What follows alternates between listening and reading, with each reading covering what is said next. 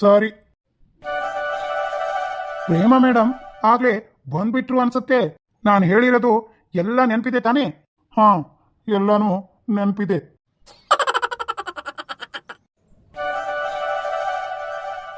ಹೋಗಿ ಡೋರ್ನ ಓಪನ್ ಮಾಡಿ. ವೆಟ್, ಪ್ರೀತಮ್ನು ಕೂಡ ಮೇಡಮ್ ಜೊತೆ ಇರಬಹುದು. ನಾನು ಒಳಗಡೆ ಇರ್ತೀನಿ. ನೀವು ಡೋರ್ ಓಪನ್ ಮಾಡಿ. ನಾನು ಹೇಳಿದ ಥರನೇ ಶುರು ಹತ್ಕೋಬೇಕು, ಆಯ್ತಲ್ವಾ? ಅಜಯ್ ಅವರೇ, ನೀವು ಹೇಳಿದ್ಕಿಂತನೂ ಇನ್ನೊಂದು ಪಟ್ಟು ಜಾಸ್ತಿನೇ ಮಾಡ್ತೀನಿ. ಇವಾಗ ನೀವು ಕುಯ್ಬೇಡಿ, ಹೋಗಿ ಒಳಗಡೆ. ಛೇ, ಈ ಮೇಡಮ್ ಅವರಿಂದ ಇಷ್ಟು ದಿನ ಚೆನ್ನಾಗಿ ಸಂಬಳ ಸಿಕ್ತಿತ್ತು. ಇನ್ಮೇಲೆ ನನ್ನ ಡ್ರಾಮಾ ಮುಗಿಯೋ ಹಾಗೆ ಕಾಣಿಸ್ತಿದೆ. ನನಗೆ ಸಂಬಳನೂ ಇಲ್ಲ, ಊಟನೂ ಇಲ್ಲ. ನಮ್ಮ ಡ್ರಾಮಾ ಕಂಪನಿಯವ್ರಿಗೆ ಇದೇನು ಹೊಸದಲ್ಲ, ಪರಂಪರೆಯಿಂದ ನಡ್ಕೊಂಡು ಹಾಗೆ ಬರ್ತಾ ಇದೆ. ಆದರೂ ಕಲೆನೇ ನಮ್ಮ ಜೀವನ ಅಂದು ನಮ್ಮ ಜೀವನನೇ ಕಲೆಗೋಸ್ಕರ ಮುಡುಪಾಗಿಟ್ಟಿರ್ತೀವಿ.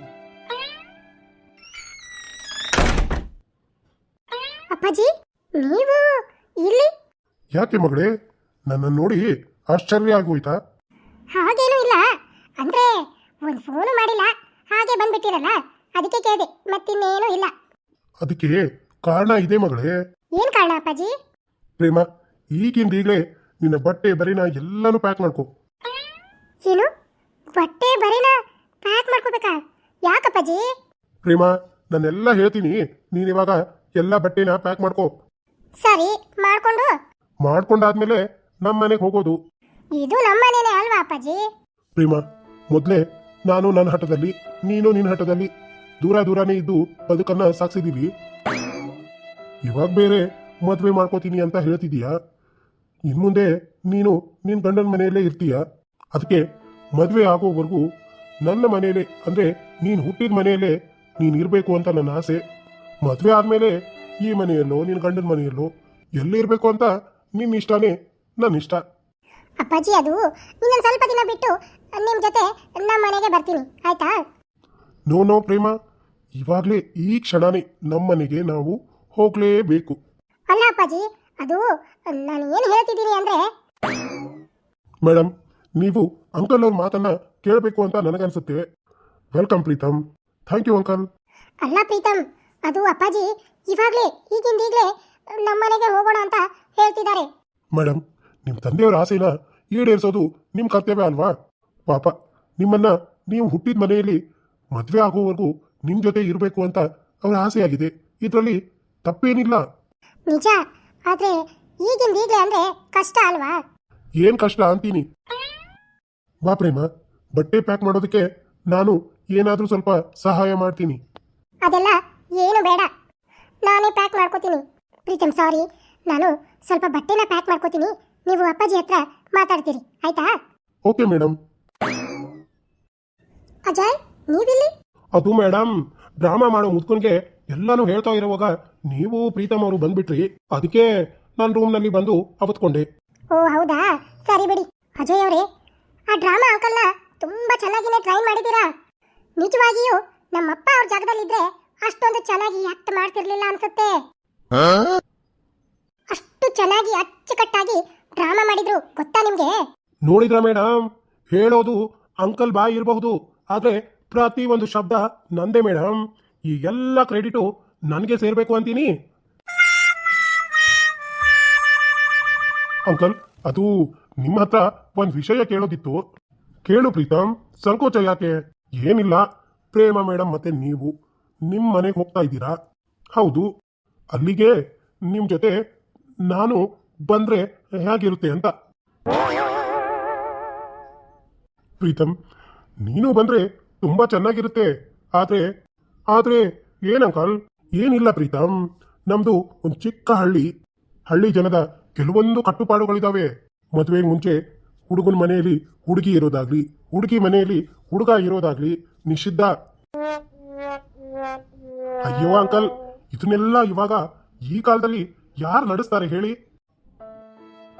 ನೀನ್ ಹೇಳೋದು ಒಂದ್ ಮಟ್ಟಿಗೆ ನಿಜ, ಆದ್ರೆ ನಗರದಲ್ಲಿರುವಂತ ಜನ ಸ್ವಲ್ಪ ಬದಲಾವಣೆಯಾಗಿದ್ದಾರೆ.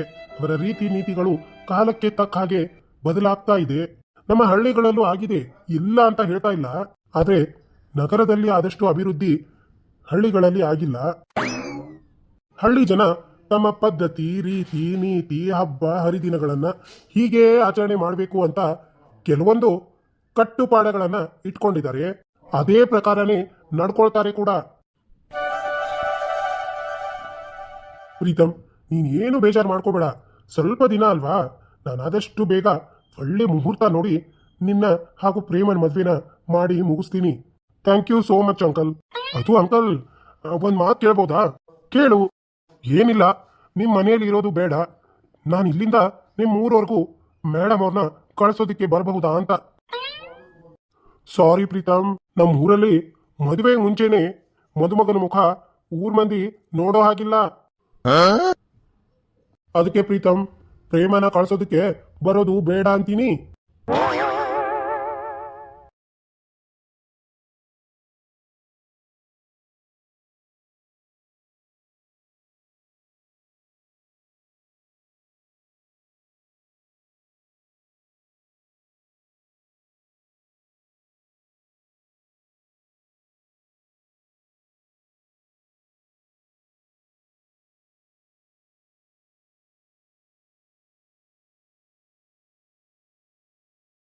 ನಿಮಗೆ ಯಾಕೆ ತೊಂದರೆಯಪ್ಪ?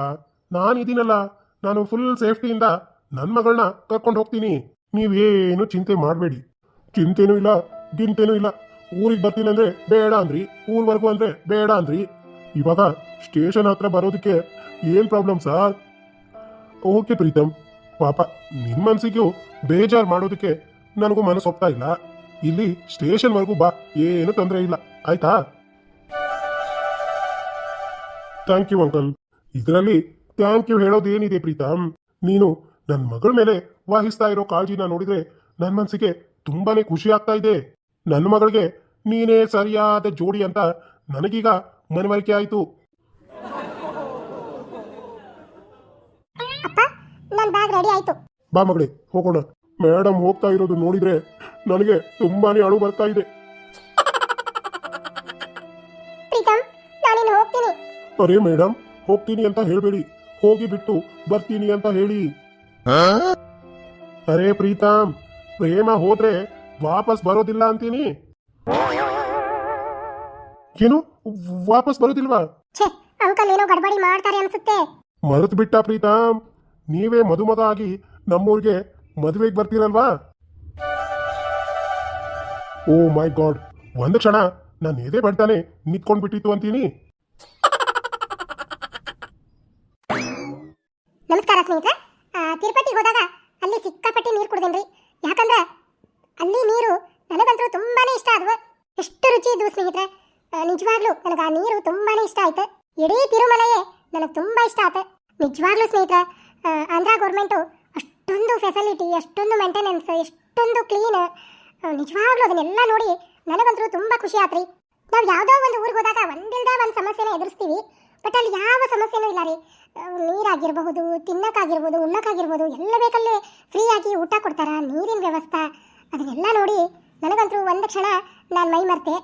ವೀಕ್ಷಕರ, ನಾವು ಏನು ಪುಣ್ಯ ಮಾಡಿದ್ವೋ ಏನೋ, ನಮಗಂತೂ ದರ್ಶನ ಬೇಗನೆ ಆಯ್ತ್ರಿ. ದರ್ಶನ ತಗೊಂಡು ಬಂದಾಗ ರಾತ್ರಿ 8:30 ಆಗಿತ್ತು. ಹೊರಗೆ ಬಂದು ನೋಡ್ತೀವ್ರಿ, ಫುಲ್ ಎಲ್ಲ ತಿರುಮಲೈ ತುಂಬಾನು ಫಾಗ್ ಬಿದ್ದೈತಿ. ಆ ಮಂಜು ಬೀಳೋದು ನೋಡಾಕ ಒಂದು ಖುಷಿ ಸ್ನೇಹಿತರೆ. ಜೊತೆಗೆ ಸ್ವಲ್ಪ ಮಳೆ ಕೂಡ ಇತ್ತು. ಅದಕ್ಕೆ ಸ್ನೇಹಿತರೆ, ಭೂಲೋಕದ ವೈಕುಂಠ ಅಂತ ಅದನ್ನ ಯಾಕೆ ಕರೀತಾರ ಅಂತ ಅವತ್ತು ನನಗೆ ಅರ್ಥ ಆಯ್ತು. ವೀಕ್ಷಕರೇ, ನೀವು ಯಾರಾದರೂ ತಿರುಮಲೈಗೆ ಹೋದ್ರಿ ಅಂದ್ರೆ ದಯಮಾಡಿ ಆ ದೃಶ್ಯನ ಮಿಸ್ ಮಾಡ್ಕೋಬೇಡ್ರಿ. ಅದನ್ನ ಕಣ್ ತುಂಬ್ಕೊಂಡು ಬರ್ರಿ ಅಂತ ಈ ವಿಡಿಯೋ ಮುಖಾಂತರ ತಮಗೆ ಕೇಳ್ತೀನಿ. ವೀಕ್ಷಕರ, ಪ್ಲೀಸ್ ವಿಡಿಯೋಕ್ಕೆ ಲೈಕ್ ಮಾಡ್ರಿ. ತುಂಬಾ ಕಷ್ಟಪಟ್ಟು ವಿಡಿಯೋ ಮಾಡಿರ್ತೀವಿ. ನೀವು ಒಂದು ಲೈಕ್ ಕೊಡ್ಲಿಲ್ಲ ಅಂದ್ರೆ ನನ್ನ ಮನಸ್ಸಿಗೆ ತುಂಬಾ ಬೇಜಾರಾಗ್ತೈತಿ. ಹಾಗಾಗಿ ಪ್ಲೀಸ್ ಒಂದು ಲೈಕ್ ಮಾಡ್ರಿ. ಒಂದ್ ವೇಳೆ ವಿಡಿಯೋ ನಿಮ್ಗೆ ಇಷ್ಟ ಆಗಿದ್ರೆ ಶೇರ್ ಮಾಡ್ರಿ. ಹೊಸದಾಗಿ ನೋಡುವಂತ ನನ್ನ ಪ್ರೀತಿಯ ವೀಕ್ಷಕರೇ, ನಮ್ಮ ಹಳ್ಳಿ ಕಿಡ್ಡಿ ಚಾನಲ್ ಅನ್ನ ಸಬ್ಸ್ಕ್ರೈಬ್ ಮಾಡ್ಕೊಡ್ರಿ. ವಿಡಿಯೋ ನೋಡಿದ್ರೆ ನಿಮ್ಮ ಅನಿಸಿಕೆ ಅಭಿಪ್ರಾಯವನ್ನ ಒಂದು ಕಮೆಂಟ್ ಮೂಲಕ ತಿಳಿಸ್ರಿ. ನಿಮ್ಮ ಕಮೆಂಟ್ಗೋಸ್ಕರ ನಿಮ್ಮ ಲಕ್ಷ್ಮಕ್ಕ ಕಾಯ್ತಿರ್ತಾ ಸ್ನೇಹಿತರೆ, ಮರಿದಂಗ ಕಮೆಂಟ್ ಮಾಡ್ರಿ.